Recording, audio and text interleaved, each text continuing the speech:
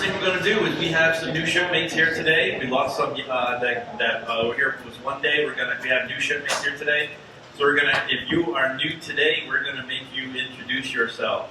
So your name, your rate, your years, and your ship. So I'm gonna stand with Mr. Bushy because I know already. Hi, my name is Jim Bushy. I served on the Kennedy from 67 to 71. I was a BT2. I worked in the after fire.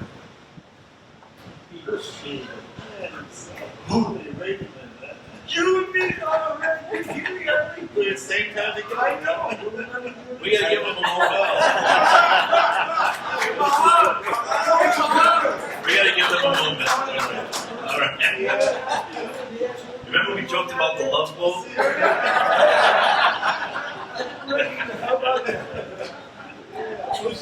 All right, good.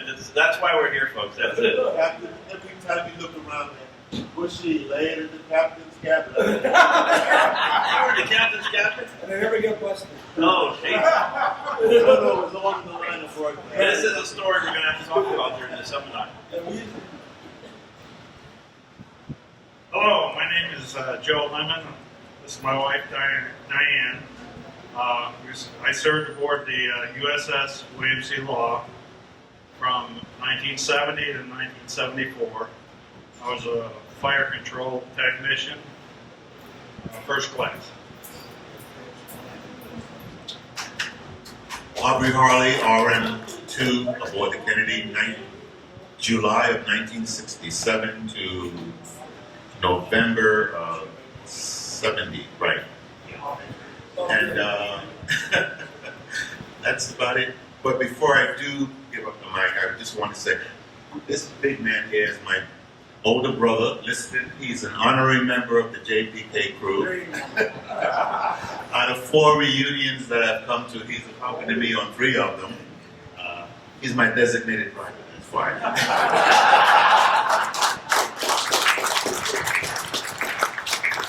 Aubrey, since he's a new recruit, we can give him the needle gun right away, right? Yeah. Compartment cleaning sign will have his name on it. All right. All right, we're going to back up a little bit.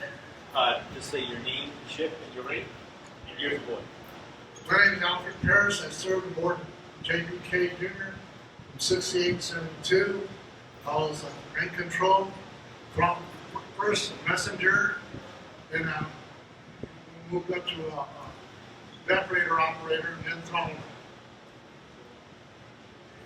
Any shipmates and any machinist mates here? Machinist mates, raise your hand. All right. I don't remember. I was acting, I'm sorry. Acting, nobody made control. Nobody made control.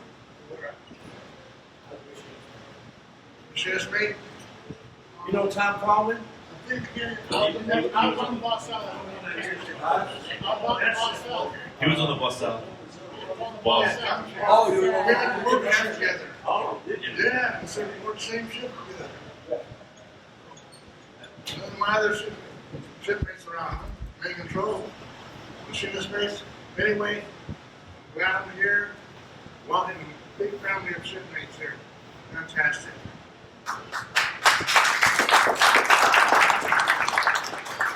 You okay? You need rate and ship.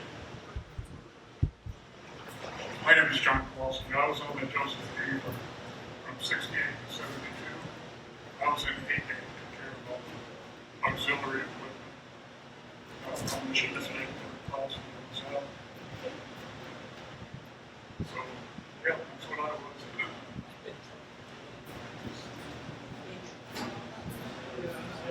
Sailors, Henderson's here. Name, rate, ship, and years aboard, please. Bill Markison. I was aboard the USS Henderson from 75 to 77.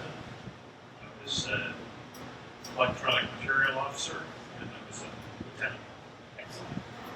Welcome.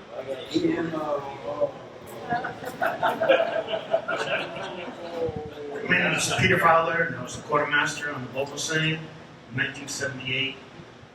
Quick little story, I probably have the shortest time of anybody on any gearing class destroyer. I was only assigned to it for 1 week. I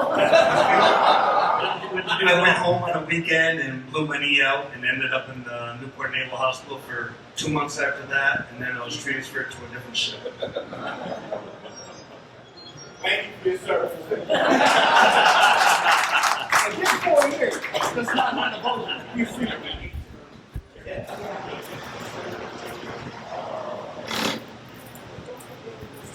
My name's Gary Goulet, my wife Julie, and I served on the Kennedy from 70 to 72.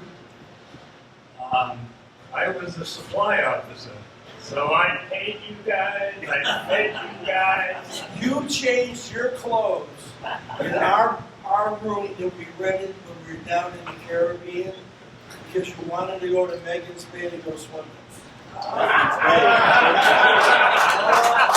were the supply officer. I was the only supply officer. You were the guy. I remember. You were skinny then too.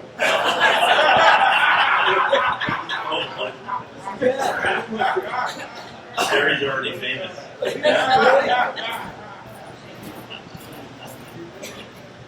Hi, I'm Bill Burke. I was a personal and second class with Samuel B. Roberts, 69 and 70 on our last cruise.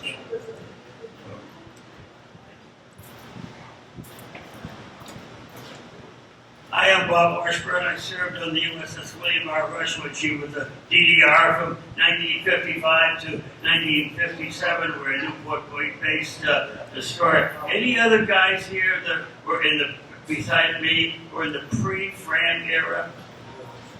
A bunch of youngsters. At any rate, just one thing. In the early days of Kennedy and Rush and all the Newport-based destroyers, up until 1957, from 45 to 60 to 57, all of those ships were on moorings. So you may not know that those that were on Newport-based destroyers were at Pier 1. But Pier 1 didn't open until 1957, so the years earlier than that, the ships were 4 ships to a mooring just north of Gould Island in Narragansett Bay. Anyway, good to be with you.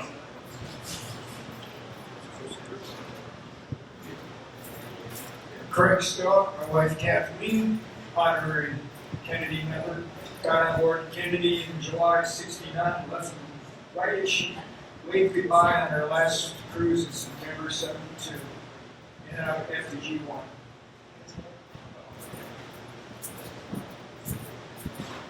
Now I'm double fisted, not in a good way. All right, folks, thank you. I think we introduced everybody between yesterday and today. We got a lot of ships represented, which I think is the coolest thing.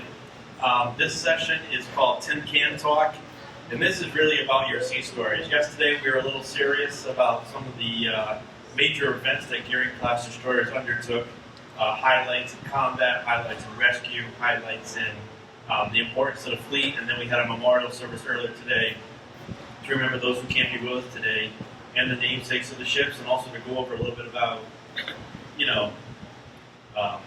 the commissioning of the 98 ships over the past 80 years. So I think that was very important.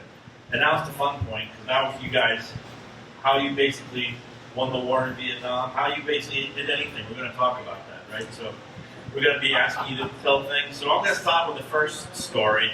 So we call this Tin Can Talk, and basically we're going to pass the microphone around. You can, any stories you have, the times on your ships, anything fun, within limits, of course, I guess. Probably should say.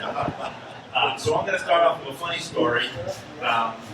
It's about the USS Brinkley Bass. Now, some of you folks may remember Brinkley Bass. She was a Westpac can. She was hull number 887. Well, she had a problem, and her problem was her stern plate. It said Brinkley Bass. So her sister ships in her squadron would always try to moor next to her, and they would send people would rush the fantail at night or try to sneak aboard the Brinkley Bass at night. And they would try to, well, they didn't try to, they did, and many a time, they would grate out the bees on her fantail. So Brinkley Bass had no bees, and she carried the division aboard. And they went out for operations, and the CO of the ship behind them said, "We want to let you know that you don't have any bees on your fantail. That your ship is now called the Wrinkly Ass." we immediately sent bosun's mates over the side underway. And they had to paint the black bees back immediately. So the Brinkley Bass had their reunion at Kennedy a few years ago, and they're a great crew, and heroic as any of you guys are. But they had to have watches on their fantail all the time in port, because every ship in the fleet wanted to write out their bees. Can you imagine that, getting extra duty? A guy was here saying, everybody else went on leave, I had extra duty, I had fantail watch. I wanted that. I had to watch the bees all night. So anyway, I think that's an hilarious story about a Gearing class destroyer and a problem that was unique to her. So there's other stories about combat situations or a funny story about ships or something that you guys can relate to. I'm going to let you folks tell a story. So does anybody want to tell a story? See a story? Nosed into Sardinia for a day and a half. Had a hill in front of us full of sheep. The air search radar was locked forward. 1 megawatt. Never was shut down for a day. I just wonder what the new sheep look like next year.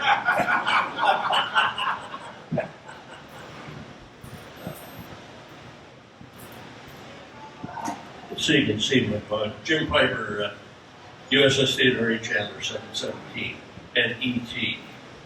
And I've got a couple of quickies, but especially for the EMO here.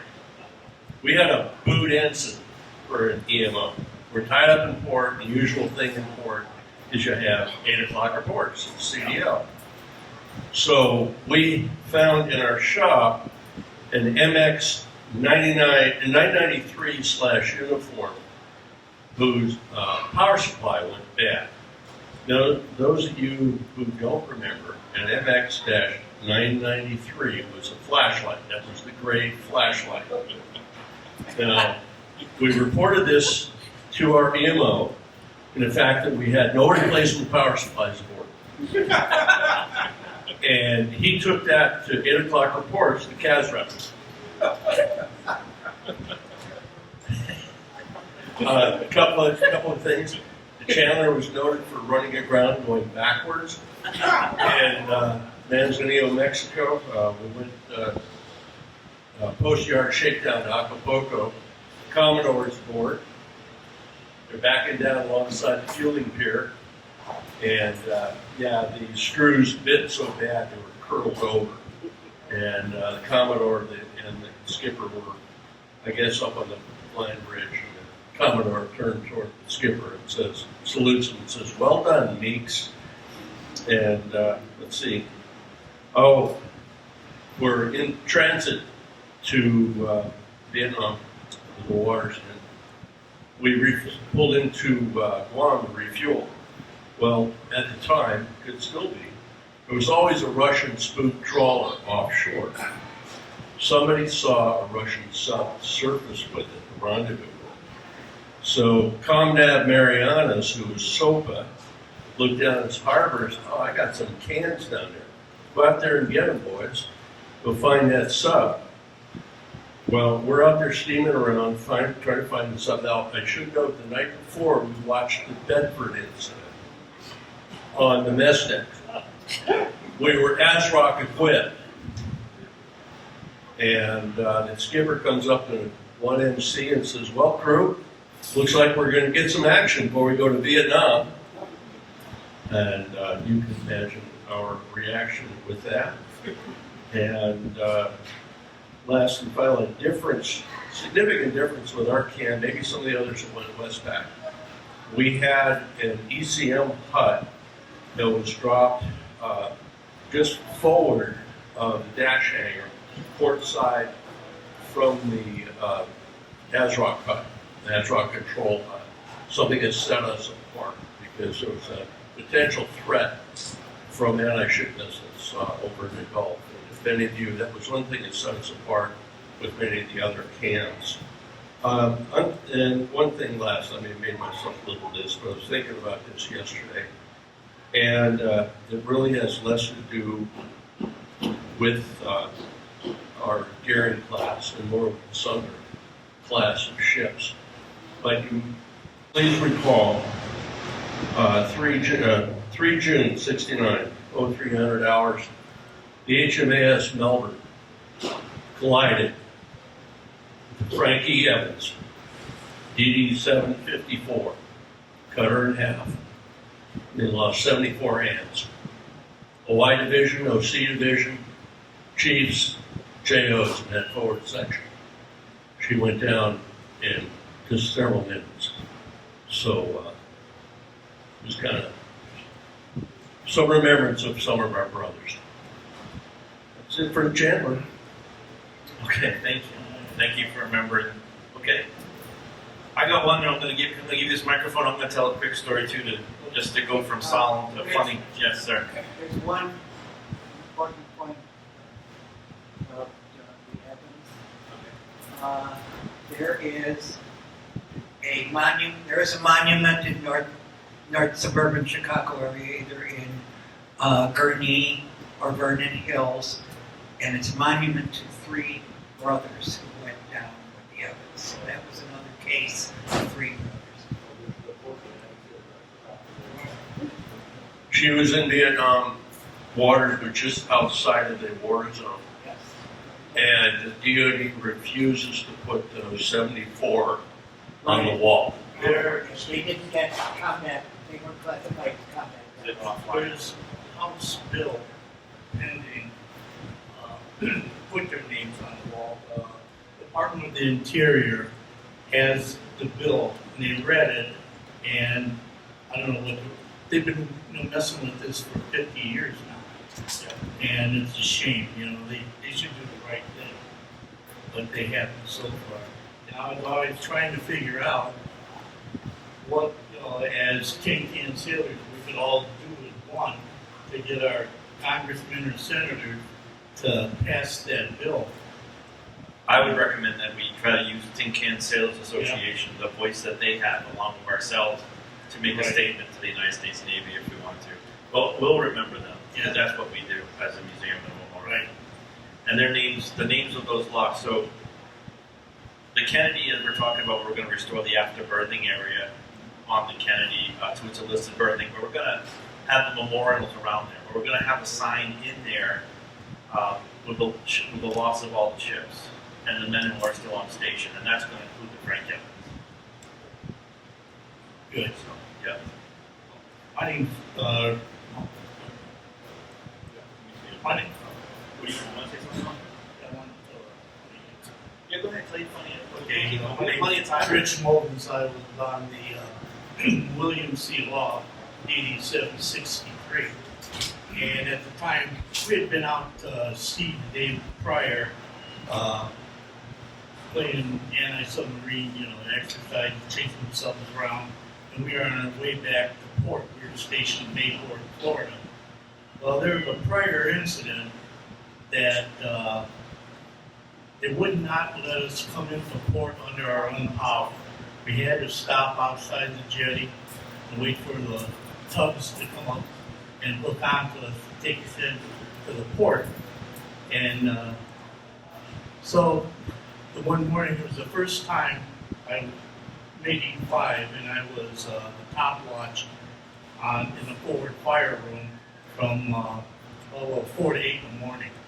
And we had, there were 4 of us on watch, messenger, top watch, checkman, and Berman.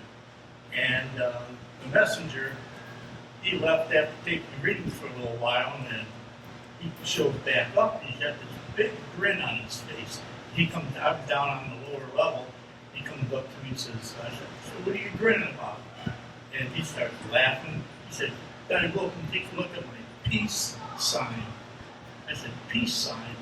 And he's grinning, yeah. So I went up to outboard hatch. I'm looking, I didn't see any peace sign. And I said, where's it at? He's pointing up. So, where the destroyers, the outboard hatch for the forward fire room is like below where the, let's say the squadron insignia is. Well, he hung out, we're underway now, he hung out over the side, where that, like middle, plate face thing is on the side there, the holes in Yeah, he hung out over the side, had a 3-inch paintbrush, and he took and painted this peace sign right below that. It was huge. And I looked at it and I said, better not have a red paint can or that brush down here. So anyhow, we stopped outside the jetty because, as I mentioned, we weren't allowed to pull in the port because we had an incident before and under our own power. So when we stopped at the jetty, we were allowed to secure the boilers in the engine room. We were waiting on the tubs. Well, the XO was running around the main deck, and they just painted the side of the ship, and he didn't want the rubber bumpers. They had to be placed in just the right spot, and this guy was a real hothead. He'd run around, and the tug pulls up, and the chiefs on the tug, they're looking and they're all laughing. I mean, they're about rolling on the deck of that tug, laughing, and then the XO hollers out to him, "What's so effing funny?" And they're going up there, XO, look at that peace sign. And he hung out and saw that. Oh my gosh. And we were sitting up there on the main deck because outside the forward fire room there are valve wheels that you can isolate the plants from there. And we were sitting on those. And the guy that was in charge of the forward fire room, first class, he said, better not be any red paint or any brushes down there. Oh, no. Well, anyhow, they had to send the tugs away, and we had to wait while they got up there and tried to paint it. Well, that red paint wasn't dry, so that gray, it just stuck right out. Did it turn pink? Yeah. Did it turn pink when you? Yeah, and then they took and when they pulled us into port, they turned us so that the side with the starboard side was facing harbor, and port side was up against the pier. But they never found out. They were looking to find out who did that. That's pretty funny. So I got a real quick one, and then what's my friend with the Vogel saying. So, interesting story. This does sound like a sailor story for sure. So my father, Mike Angelini, told me this story when he was aboard Kennedy 72, 73. They were in Newport, and he was somehow with the quarterdeck watch, and I won't say the name of the sailor that was on the Kennedy, so I'll just use a generic reference. But the story is kind of funny, I guess. You say my name? Yeah, he was. Yeah. So the story basically goes down. As you know, in port, you have guests, girlfriend, wives, family members. Sometimes visit the ship, right? You take them on a quick little tour or whatever. You tell your friends or by letter, or your family by letter, hey, the ship's arriving at such and such a day. You know, you want to come down and visit. So this one didn't work out too well for the sailor. So Sailor John Brown, we'll call him, got an announcement. John Brown, please report to quarterdeck. John Brown, please report to quarterdeck. Reports to the quarterdeck. His wife from Virginia arrived. Right? He goes on his way, takes her aboard the ship, walking around. 15 minutes later, John Brown reports to the quarterdeck. John Brown reports to the quarterdeck. His girlfriend from California arrived. Half hour later, Master at Arms reports to the quarterdeck. John Brown reports to the quarterdeck. His girlfriend from Newport arrived. No joke, they had a big problem on the Kennedy. I knew it.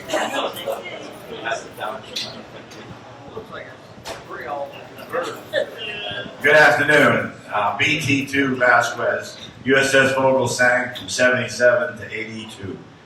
We all know that we're underway and the ships in here coming into the Newport Harbor. Everybody's kind of used to that. They used to say these ships don't get underway that much.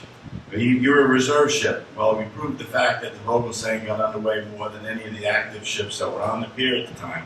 So we used to have to do the short jaunts down to Mayport, down to the Bahamas, down to Puerto Rico, and come back. And every now and then, you know, as an engineer aside, you always had that flake sunshine of the fluorescent lights. You didn't get to see light that much. And every now and then, boredom set in. So you always had somebody new that reported on board, whether you were sending them to get 50 foot of chow line, get me a vacuum sample off the main engine. we came up with one, and we had a new guy, Fireman Smith, come on board. And we were coming in port. As you know, coming in port, you come underneath that beautiful Newport Bridge.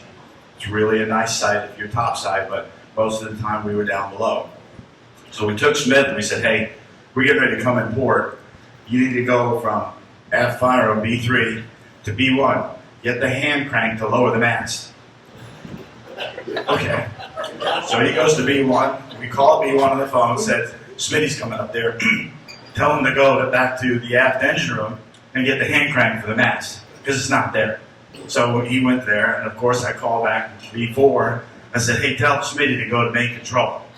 So by the time it just worked out, he gets back up to main control. I called the EL, and I said, Smitty's coming up there. He's looking for the hand crank to lower the mast. Send him to the bridge. So the EL called the captain, Captain Rizard, good man that had a very good and jocular attitude. Smitty comes up to the mast, goes to the captain, and says, Captain, I'm looking for the hand crank to lower the mast. And the captain looks at him and smiles, and he goes, you see that bridge? And he's on the bridge, so he can see that the Newport Bridge is coming close. He goes, you better go back and get that hand crank that's in the aft passageway and get that mast lowered before we do that. And he looks at the bridge, and you can see it's getting close. And when you're at a distance, it's kind of frightening going, we're going to hit that thing.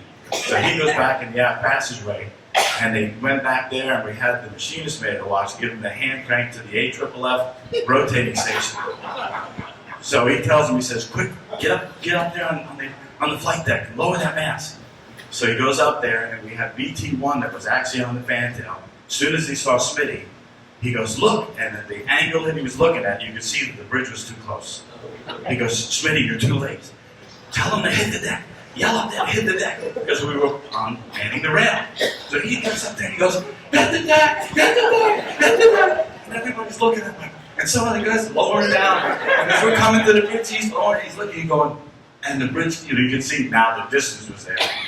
Everybody was laughing, and he looked at BT1, looks could kill. Of course, he eventually came back to me and he goes, lower the mast. Good time, safe thing, but you always have to do something to lighten the load. Thanks for all of your participation. It's great to be here. Thank you. Where is that? I just got a call from the ship. Sometimes we have nature involved with the Kennedy, and sometimes it causes a problem. There's a very rare species of sea bat that we caught, and it's on the ASROC deck right now. So I want everybody to be careful of the sea bat on the ASROC deck. The ETs found it when they were getting the fallopian tubes for the Spot 8s and CIC. So I just wanted to make sure everybody's aware to be careful of the sea bat. All right, and Peter King, I think you wanted to say something, have a story?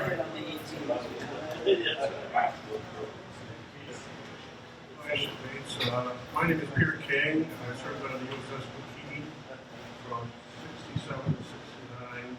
I got off as a lieutenant junior grade. I'll tell you the story about when I was an ensign.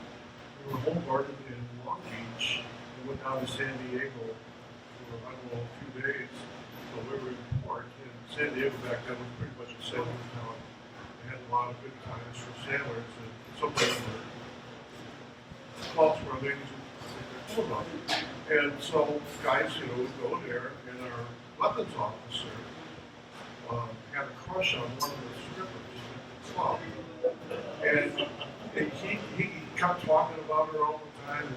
And so a bunch of us guys, the junior officers, got together, and we went to talk to Cheryl, the stripper, at the club, and invited her to come to the ship for dinner, because he was CDO for the evening. And so we got her.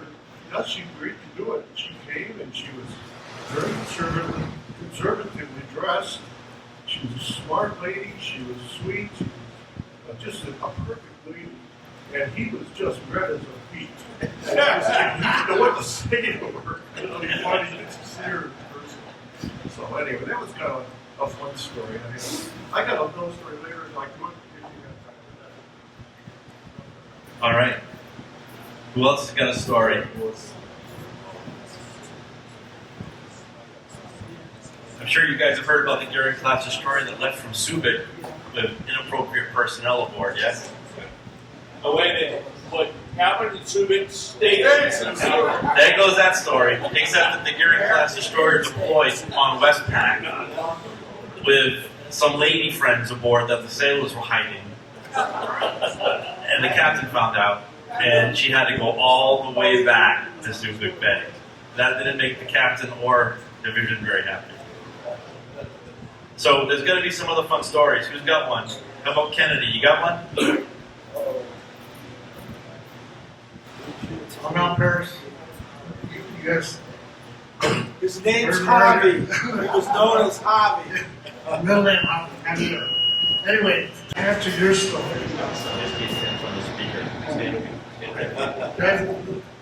What you said about the new recruits coming in, well, we were on Mediterranean or Caribbean, I don't know where, but we were getting ready to go get some fuel from oil. And then we were putting the lines, and then one of the lieutenants told one of the young boots that just kept going, hey, go up to the bridge and tell them to get the credit card for the oil. And I was speaking to the guy, they were, sir, the lieutenant down there says, I need the credit card for the oil. And the captain just looked at him and told him, no, I got it covered. And then he walked out there and busted up laughing at the word bridge. And just to add to that story. I can imagine what the boots were. They didn't do anything to me when I came aboard. That was a funny story. I like that. Very good, very good. That reminds me a little bit about the unrep of a Gearing class destroyer where the single bridge team used to break out. They stole an Exxon sign from a gas station, and every time they said, put a tiger in your tank, and they hung that during unrep all the time. But talking about unrep, does anybody have another story before I go into a different topic?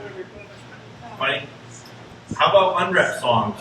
Does anybody know their unrep songs, for their breakaway songs? Kennedy's was, I believe, the William Tell Overture. You know, as you broke away, music played, and sometimes the ship's band came out and played music. And I believe Kennedy's was the William Tell Overture. Does anybody remember their ship's breakaway song? I think Richard B. Anderson's was the Lone Ranger, because they were considered the masked rider. That was their nickname.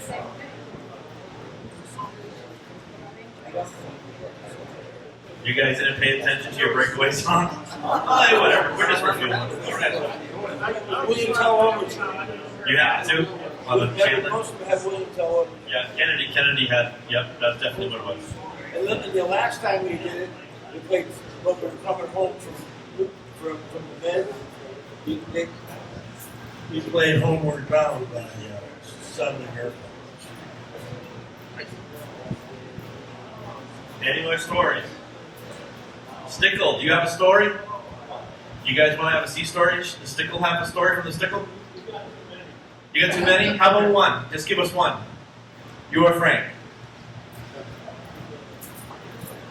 Put him on the spot and have to come up with something, right? I've never seen sailors without stories, guys. Come on. Yeah, but you told us it had to be decent. I'm gonna retract that. I'm not kidding about how many we got, but we'll go along with what you said. We were over in the Mideast right after the 6-day war. We got sent to Bahrain, and we had the XO got relieved. So everybody on board the Stickle was shellbacks, and he was the only what we call polywog. So the games that these gentlemen told me about, this guy was a lieutenant commander. So I was top watch in the after engine room, and they sent him down and told him to come back with the kit of some type of, I forget what it said exactly, but some type of grease for. Thank you. But my age is shown. I knew where it was. Yeah, well, it was there, but I couldn't get it out. But yeah, relative bearing grease. So this is the lieutenant commander. He had his khakis on and everything. So he came up to me and asked me for relative bearing grease. So I whispered to one of the guys, "Get me the blackest grease you can find." So up he comes with the grease. Now I said to the commander, Lieutenant Commander, I said, you got a cup or anything? He said, no. I said, well, hold out your hand. And we put the biggest blob of black grease that you could find and said, this is relative heavy grease. Bring it back to the captain.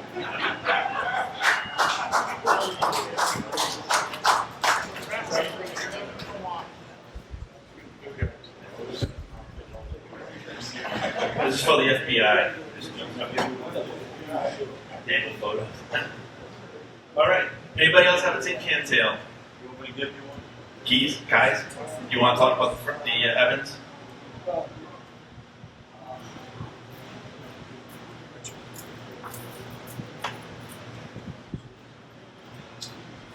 I'm here to pick up where he left off on the Frankie Evans. Okay, so that was one incident that was really horrible for the whole squadron. The Evans is having a reunion here pretty soon, I think September. So, Darwin, what day you going? What day you going?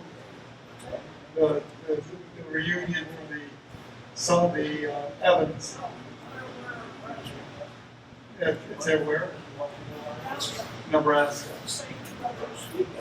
So anyway, the Evans was a part of our squadron, and it was a real shame. I've got some pictures on my phone for it, where it was cut right in half. They went down in 12 minutes, 74 guys.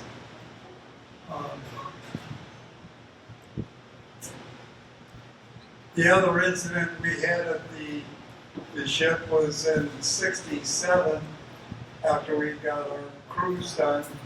We were headed to Australia, and all of a sudden the ship is not heading south no more, it's heading north, and it's at full speed. This is in January of '68. Anybody remember what happened in January of '68? Don't have traffic. What? What? So we went up to rescue the Pueblo, yeah. So we were designated, our ship was designated the tow ship to go into Luzon Harbor and pull out the Pueblo. And so we spent 40 days in high seas. I'm talking about some big seas, some hurricane type seas. It was really rough. And we had already spent 6 months in Vietnam, all since August of '67, and we didn't get home until April of that year, '68. So don't forget the 74 guys, like they mentioned, and hopefully they'll get on the wall one day. Thank you.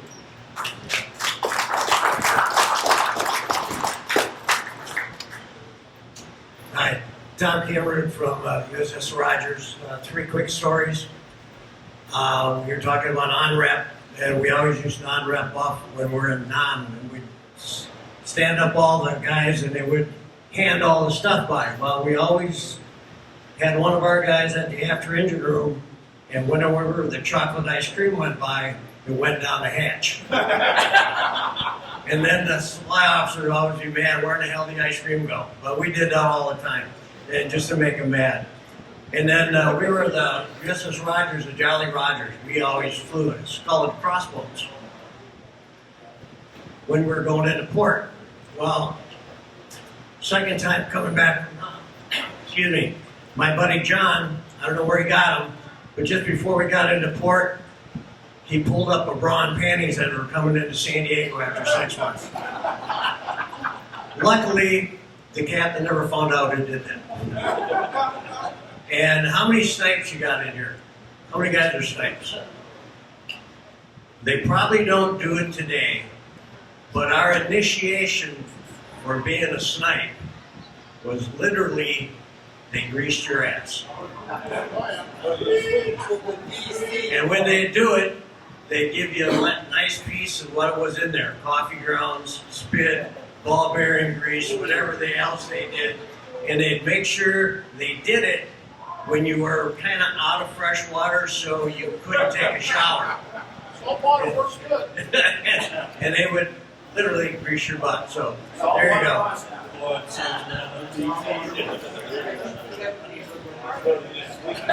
I know I'm changing my rate. How about you guys? One question. I'd like to know, everyone here that's been on Hijinx,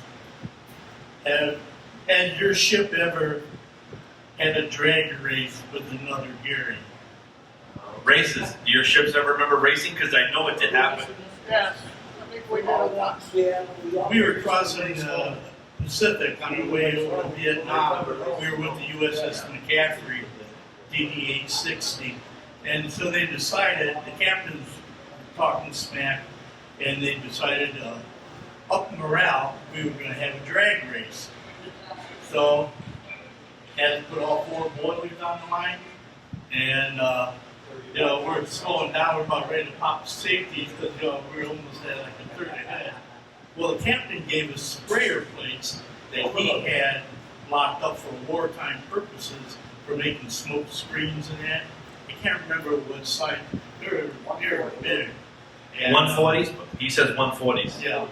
And these guys, they've had some pictures of us on Facebook, but the smoke was so black, just coming out of the stacks, both stacks, and the bridge, you couldn't even see the windows on the bridge. And it's like rolling away, and we took off. And the McCaffrey, well, I forget what they did. Well, they were the claim that they were cheating, they beat us. So 2 days later, we had a rematch, and then we changed the tide and took them. But it was crazy. But we told them that they didn't have to get in the boilers to scrape the tubes, do fireside after that, all that smoke and oil, Raise your hand if you crossed the equator on your destroyer. Did you cross the equator on your destroyer? All right, so that means you guys have stories. So let's talk about the Marcel. What did you guys have to go through? Yeah. Talk about the experience a little bit. Crossing the line. Let's see. Crossing the line. Well, I remember when we were crossing the line, as a polywog, you don't get up off your knees. And they had freshly non-skidded all decks. So you're crawling around on fresh non-skid, your knees are all torn up, and they send you through the shit chute. Yeah. Which basically, all the garbage from the galley gets thrown into it, and basically a tube, and you have to crawl through that. And you want to be the first one going through, because the second or third one goes through the puke from the first one. All right, because you get about halfway through, and then they squish you down. Get out of the shit chute, and you have King Neptune. The bride of King Neptune, after they have a beauty contest, all the nations have to get to pick the bride. And then you have King Neptune's baby. And King Neptune's baby is usually the fattest guy aboard the ship. They take his belly and they cover it with grease, and you get to kiss the baby's belly. I was not the baby. I was skinny back then. Besides, I was a polywog. The baby was always shut back then. But it was fun. It was fun. Yeah. I got to be on both ends. We did it twice, so I was on the receiving end and on the giving end. Excellent, excellent. When I went across on the Basel, I'd already been across, so I was already a shellback.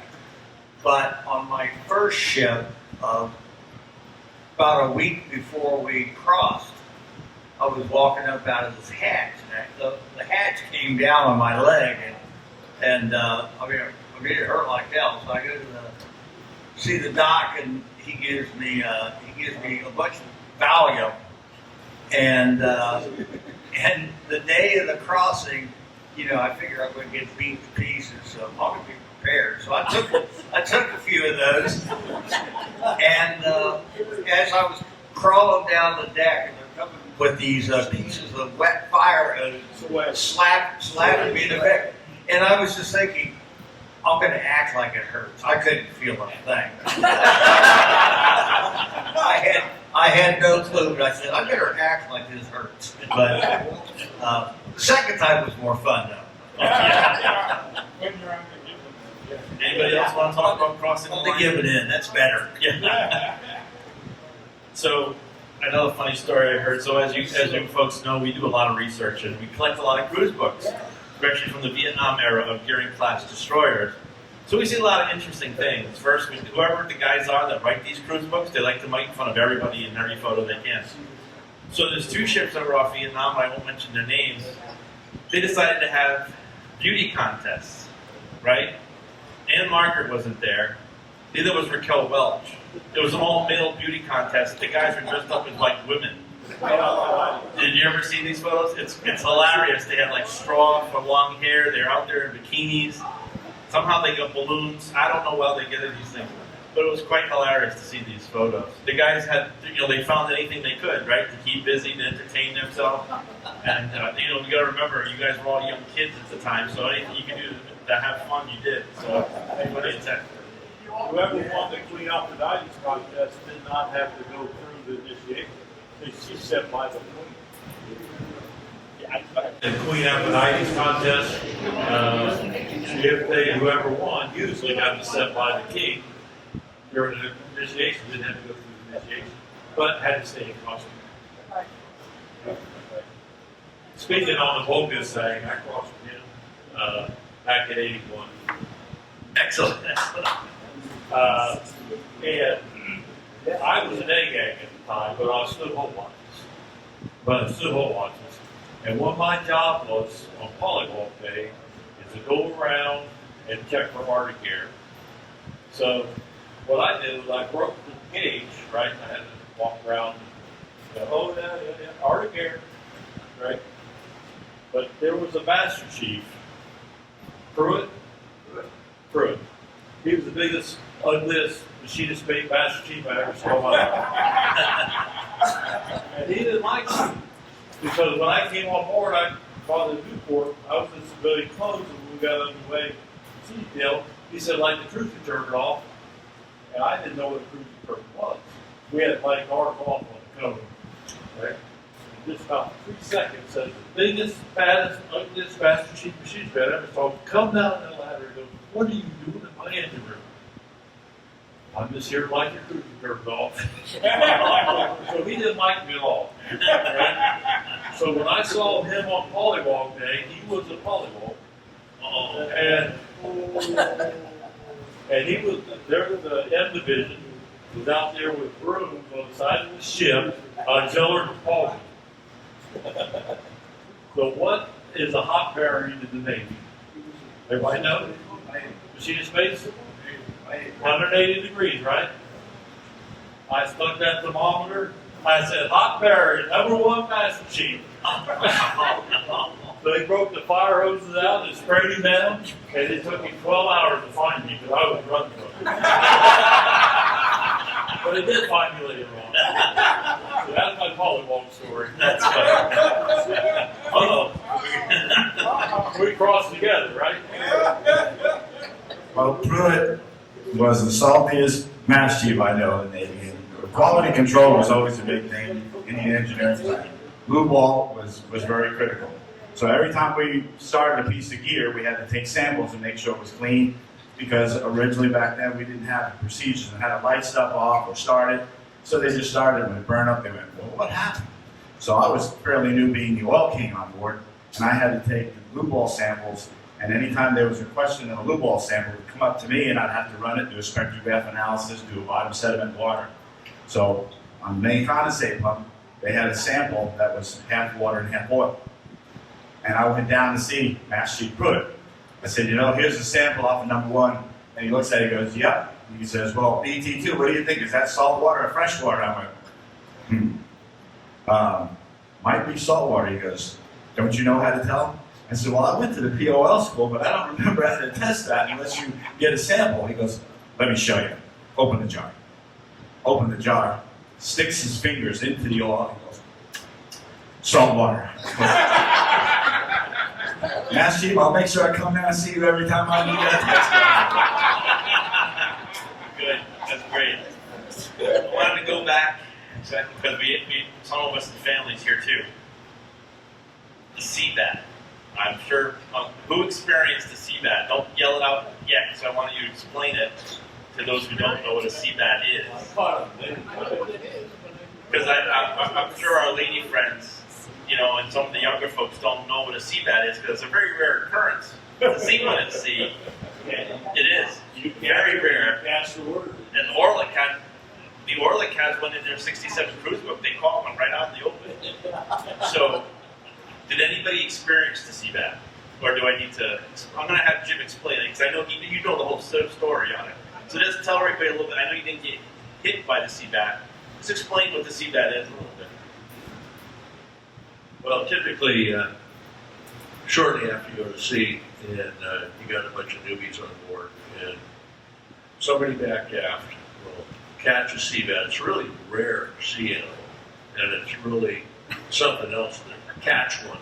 And usually the best way to control it is you have a large cardboard box, inverted. Well, it's pretty tough to see the CBAT, so you cut holes in the sides of it to give it some air, and so somebody can peek in there and take a look at it. And while you've got the CBAT and then things jumping around in that box, making all kinds of movement, and there'll be a few guys, that are sweeping up the deck, keep it clean, and they'll pass the word to the YMC that CBAT's been caught back aft, and anybody that's never seen one, go ahead and go see it. How much more do you want of this? The whole story? Okay, so you get these newbies, officers included, fortunately some of them were naive enough, the newbies. They come over there and they get on their hands and knees and look at where's the CBAT? Whack, whack, whack, whack, whack. You see it yet? So we're going to pass this to the Burke DDG sailors so that we can reinstitute the tradition of the CBAT. We're going to let them know. They're going to get their act together. So we talked a little bit about fun, and this is some of the fun things that happened on the ships, right? So we're going to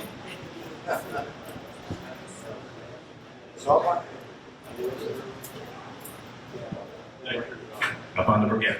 So up on the bridge, as the oil king, I got to travel throughout the ship. And as I qualified for officer of the deck, it was nice to be able to go up on the ship. And every now and then we had midshipmen's crews. And we got brand new officers coming on board. It was kind of neat to go up on the bridge and see all the new equipment.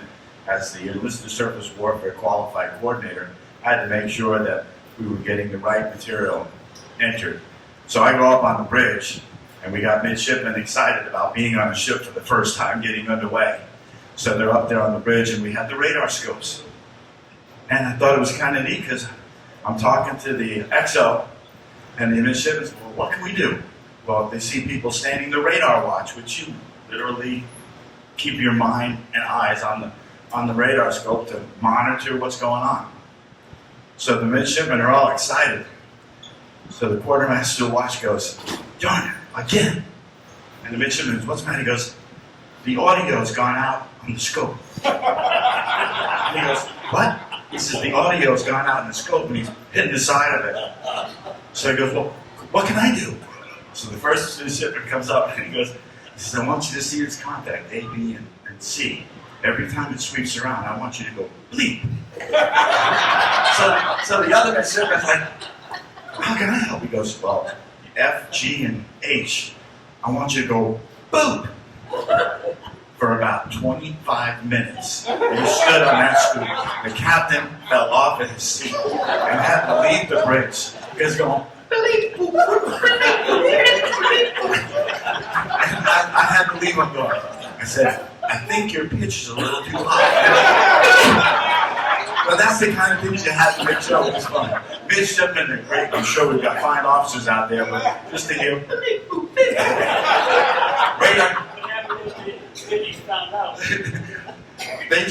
eventually found out. They go, is there another watch to relieve us? And no, we don't have the parts on board. So we'll just have to turn that down because the captain's getting overexcited about the noise.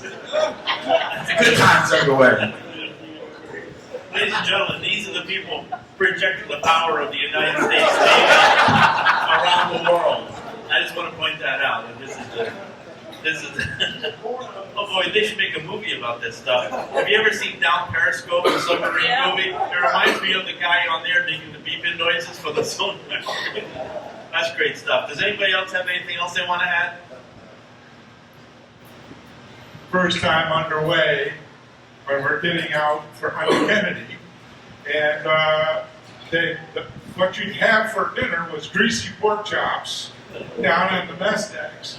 But we'd set watches up in combat, and we'd have all the new guys up there on the repeaters or the radio men up there, and all us old salts would go up there. We'd hang slinkies from the overheads and smoke great big cigars, and they'd have to have buckets around their heads while they're on the repeater watch as we were getting underway. Because that was always a test of truth there. So, I was a Boy Scout, I'm an Eagle Scout, right? So we have tricks, and I found out that some of the tricks that we learned came from the United States Navy. One of the things, the guys are sleeping in their racks, right? Your buddy's sleeping in his racks. His hand goes to the warm water. What happened? How many times did that happen on a ship, right? And other things that sailors did, and I can't say who did these things, they would buy certain devices to protect themselves from disease in the ship's store, if you know the devices I'm talking about. Oh, yeah. And they would poke holes in them, and they would tie them to the top of a rack in front, on top of somebody's head, and they fill them with milk or water. The guy's trying to sleep, and then drip, drip, drip. And the guy's like, oh, like drip, drip, drip. So I just find that these stories are really, to me, they're really funny, especially growing up as a kid hearing these things. I'm like, wow, these guys are genius coming up with these things. You know? True Boy Scout leaders, yeah, they don't like it when we try to do that to other Boy Scouts. So. Does anybody else have another?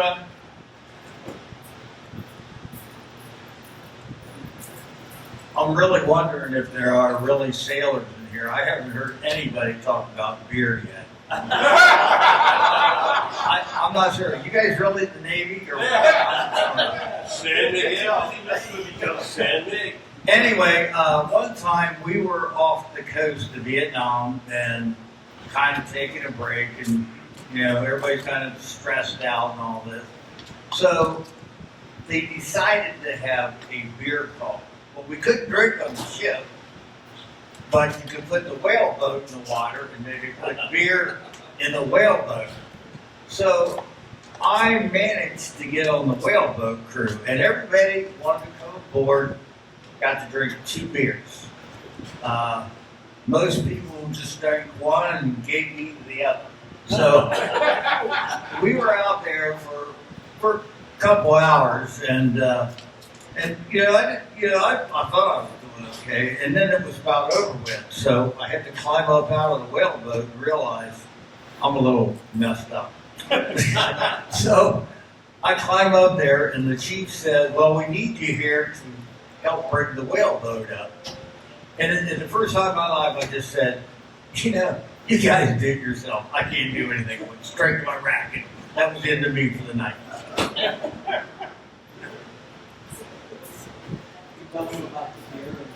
Well, we were in Rota, Spain, and 4 ETs. We went over and found this huge room that was a bar. I mean, huge. There had to be 70, 80 people in there. We're sitting at a table, and there are a couple of working girls in there. We brought one over to the table. We collected our money. We gave her the money. He said, "You see that man in uniform over there? That's our EMO." He was too embarrassed to ask, so we're giving you the money. Go over and tell him you're there for work. And we got the hell out of there.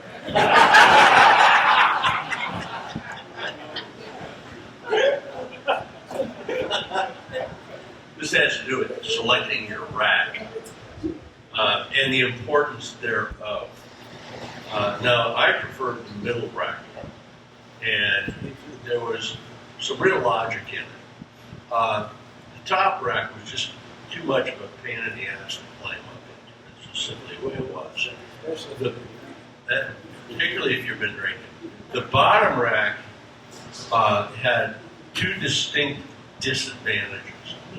One is if somebody wanted in their locker underneath you, and you happened to be in your rack, you had a high risk of getting triced up while they're digging around in their locker. And then they drop you back down when they're in. Or they forget. Huh? Or they forget. Or they forget, but yeah. And then don't forget that. And then the other thing was newbies would tend to get the top rack, guys that hadn't been to sea before. And of course, they're going to get seasick. Well, the risk with the bottom rack is that you get backsplash from the deck. If you're in that center rack, no problem. It just went right on the line. Yeah, great. Yeah. So I got one more quick thing. So, as I mentioned, we collect stories and photos of different destroyers, especially during the Cold War. And so the guy on Facebook, he was a Goering-class destroyer sailor, and he says, hey, we're always asking for photos. We're always looking for photos of Gearings and the compartments and the sailors aboard, especially during the Vietnam War era, Cuba through early 70s, because we use those for reference, plus we archive. So this guy says, I got photos, and I want to show it to you. So I get an email that says, mooning the rail. What the heck is he talking about? So I'm like, what is he talking about? Because I've heard of manning the rail, right? So this guy sends me a photo, I open it up. There's a whole bunch of guys lined up on the ASROC deck with no pants on, pointing towards the port side of the ship. They're mooning the rail. I said, so I get back, I said, what are you doing? He goes, oh, it's international relations with the Soviets. We were like, oh, that's pretty interesting. So you never know what you're going to get when I open my inbox. It's an interesting story.